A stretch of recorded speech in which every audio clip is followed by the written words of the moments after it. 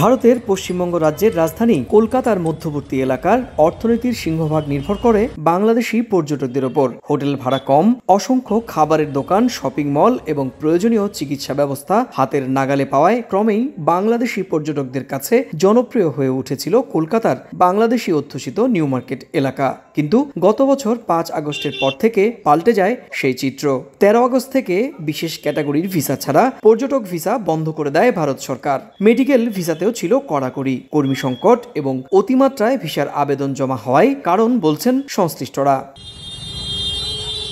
Visa বন্ধের প্রভাব পড়ে কলকাতার সামগ্রিক অর্থনীতির একটি অংশে। আস্তে আস্তে কমতে থাকে বাংলাদেশি পর্যটকের সংখ্যা। চলতি বছর জানুয়ারি পর্যন্ত বাংলাদেশিদের দেখা মিললেও এরপর থেকে ক্রমেই ভ্রমণকারীদের সংখ্যা শূন্যে নেমে আসে এলাকাটিতে। বন্ধ হয়ে যায় বহু ব্যবসা প্রতিষ্ঠান। অর্থনৈতিক এই ধসে পেরিয়ে গেছে 1 বছর, তবু আগের অবস্থায় রয়েছে ভারত সরকার। তাই স্থানীয় ব্যবসায়ী থেকে শুরু করে চিকিৎসা নিতে আসা মানুষের দাবি দ্রুত ভিসা জটিলতা নিরসনের। আগে একেবারেই কম ছিল, এখন তুলনামূলকভাবে কিছুটা বেড়েছে।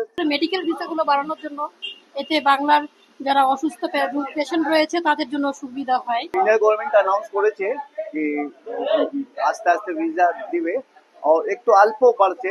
1 বছরে যা অবস্থা ছিল সেই হিসাবে গত 2-1 মাস থেকে একটু বেড়েছে। প্রতিবেশী দুই দেশের মানুষের কথা বিবেচনা করে দ্রুত ভিসা জটিলতা অবসানের তাগিদ বিশ্লেষকদেরও। সুব্রত আচার্য, সময় সংবাদ, কলকাতা।